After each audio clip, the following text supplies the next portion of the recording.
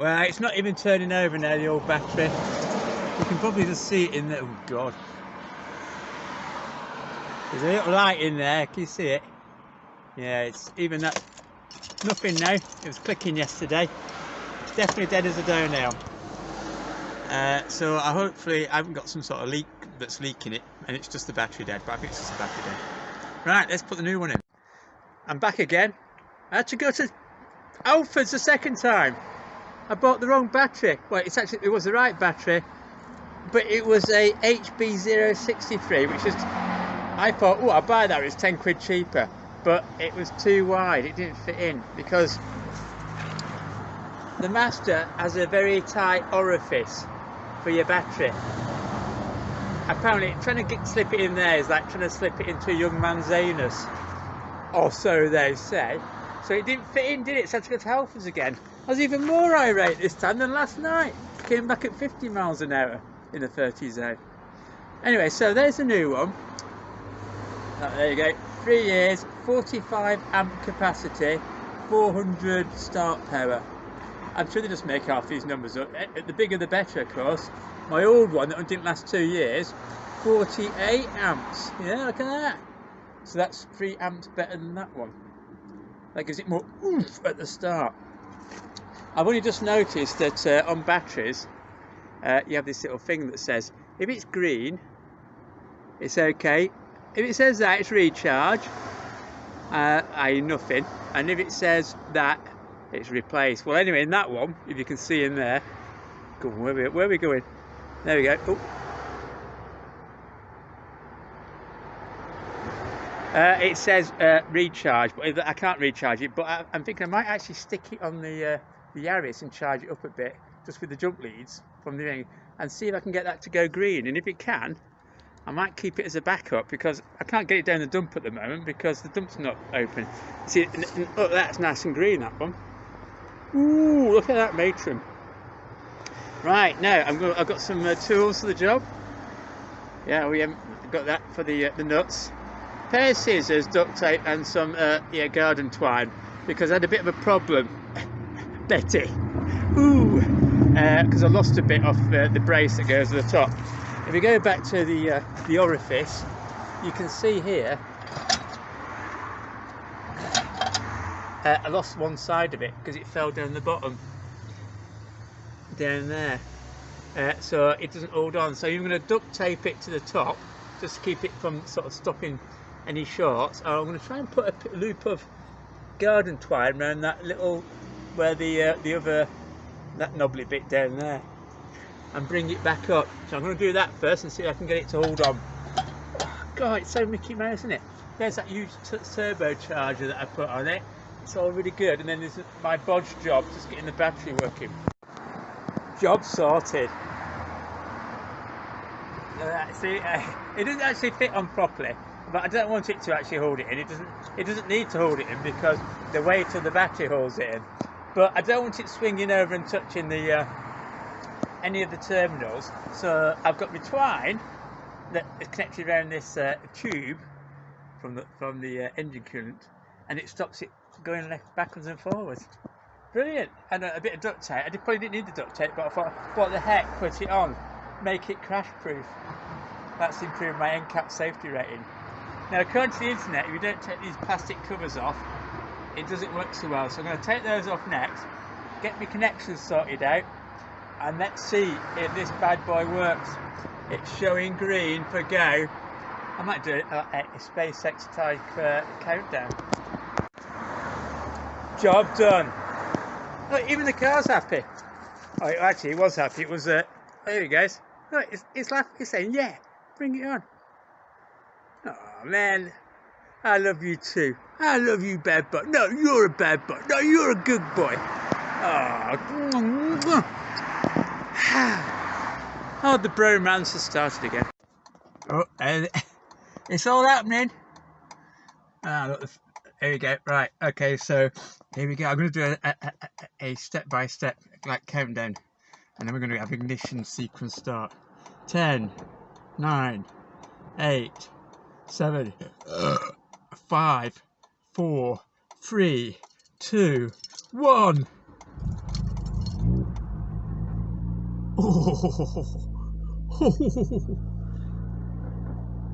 I like my fruity exhaust.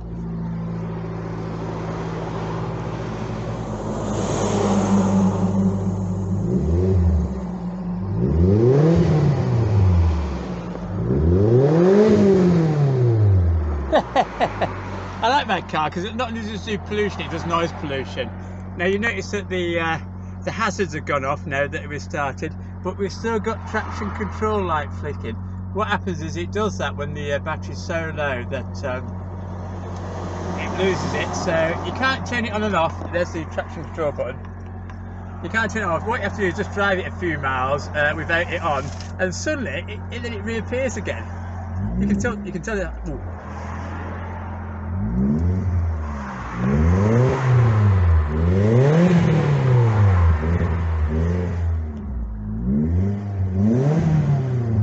Oh, I love this bad boy car. Oh, even the stereo works. I wonder what got in the CD player. Let's have a look for the CD. It's probably the Nolan sisters are going to be really embarrassed now. Let's crank it up.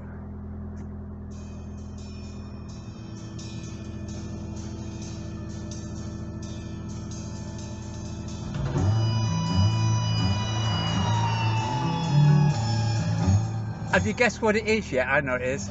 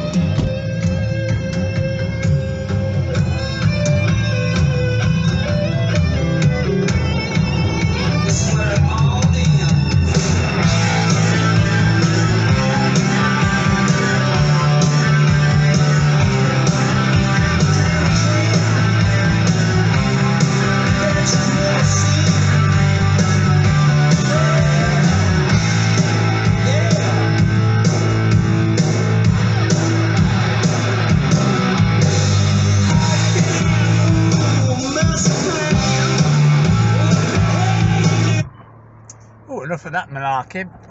Alright, yeah, I play that when I'm driving along with me 230 horsepower MX5. Obviously not too fast. Alright.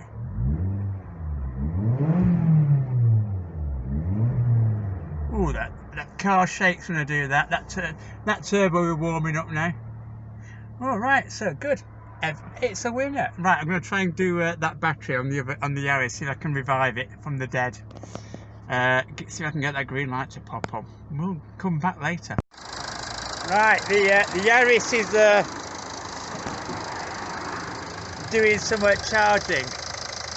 It's a bit like incest actually. We've got one Yakuza battery, Yakuza battery, charging up another one. That one lasts me 2 years, that one's lasting me like 5. I have noticed though that says,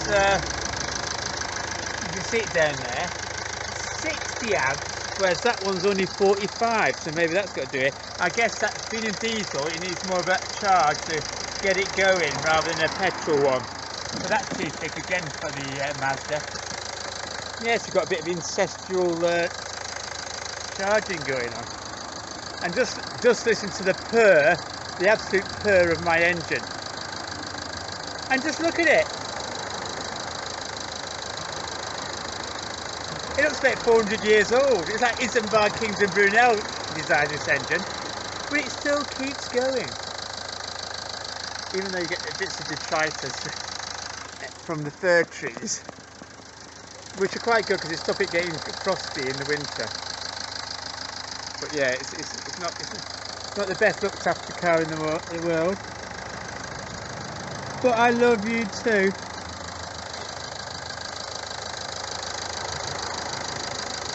Look at that. You could actually put that in the Science Museum and put a sticker on saying 1877, and people will think, yeah, that's an engine from 1877. But it's doing the job. Has it gone green yet? Ooh. Yeah, let me show. Is that gone green? There is a flicker of green. It's a bit like Dave's eye in 2001 Space Odyssey, but it was red.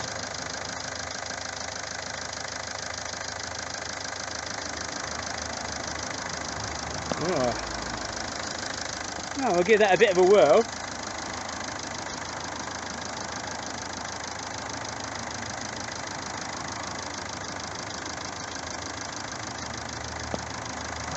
Looking good. There may be some life in you left. I got that trying to take the Chinese hot tub apart yesterday. It's past the hot tub season, but yeah, that's what a Chinese hot tub does to you. Wipes the end off your finger. Right, I'm going to leave that for another 10 minutes. I might see what's on the CD player in the Yaris to compare and contrast with the MX5. Probably not as rocky. Probably more like, I don't know. It probably will be the Nolans in this one. I'm shaking because we've got so much fucking traffic at our house. We're tier 3, you bastards! Anyway. Right, we're in the Yaris. We're dog walking Yaris. It's not the prettiest, it's not the cleanest thing in the world, ever. And the dog sits in the back. You can imagine what it looks like in there. No, don't peek. Right, let's see what's on this CD player. Right, we had the Colt in the last one. Is it going to be the Nolan Sisters? Maybe not. It's going to be sort of pretty cool, I'm sure. Track 1. It's an MP3 file. Good start.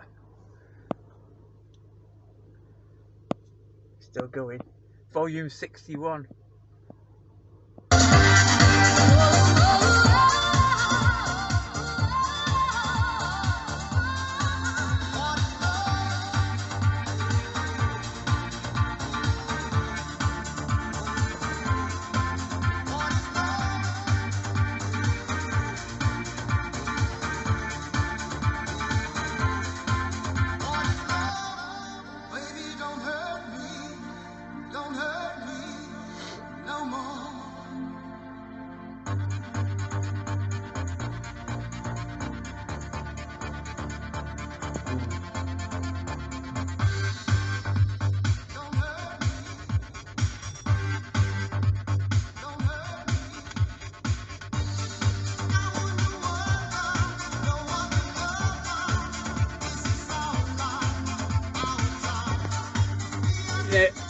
That is one of actually my homemade mega mixes. It actually lasts for 10 hours. I came home from Bognor Regis the other day. I just played it constantly. I tell you what, it's quite good driving music. It just sort of melds into the background. It goes on and on and on and on. I actually think there's another mega mix after it as well, so it goes on for ages. The great thing about MP3 is it just lasts for a lot longer than a normal CD player. You can't skip it because it's just one track for like 7 hours. My speakers in here aren't quite as good. Yeah, it's fantastic. Right, there you go. So that's that. Hold on. Let's eject it and see what I've put on the. I'm just filling up time now. Can try and wait for that battery to charge. Here we go. Let's eject. See what I've put on the cover. Yeah. Absolutely nothing. Oh, I tell you what, that's pretty shiny though. Ooh, like that. In you go again. Actually, I wonder if there's a track 2. Oh. Hear that engine? Oh yes. Not quite as good as the Mazda. It's reading. It's such a long track. It takes so long to read. Here you go. Let me see. Go to the next track. Where's the button? Seek track. Here we go, track 2.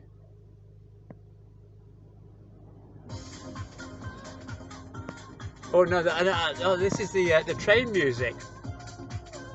Quite funky.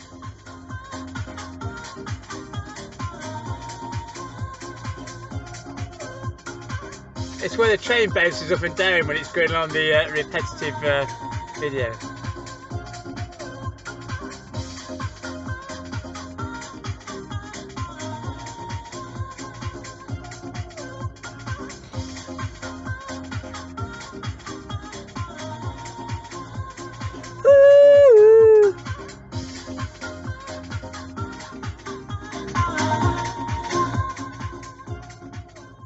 could have been a disc jockey, couldn't I? Right, oh, is there a track 3? I don't think there is. Let's all see. There is a track 3. Or is there not? Is there? I don't know. Oh, it's the Woodies.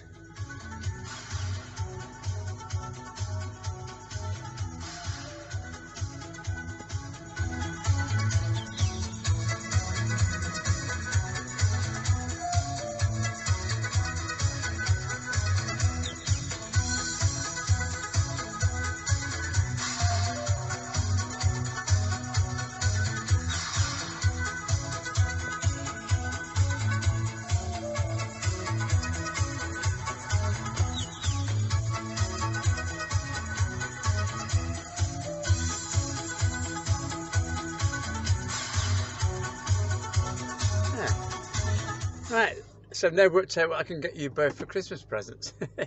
There's no track 4, I don't think. No, back to track 1. It lasts for hours and hours and hours. The second one's actually really quite good. So there. Anyway, so on the speedy car we have the Colt, and on the slow car we have some relaxing music for 10 hours, which is the time it normally takes me to actually just get out of Kent into Sussex. It's so slow. Anyway, I'm dissing you here, Yaris. It's probably a huge cloud of particulates from the diesel behind me now. Oh, sorry, everyone. Right, we're still going, but I tell you what, that is slightly green down there, if you can see. But it's not very green, not like the other new battery. So I think this battery is a bit dead. I'll have to go and feed the dog in a minute. Normally I feed him when I get back from the dog walk, but I went and did all this today, so he's been 2 hours not being fed. He's probably eating the curtains or something when I get back in there. Anyway, so yeah, hey, I tried my best. Another dead battery. Okay, final video of the day. I put the dead battery just in there in everyone's view.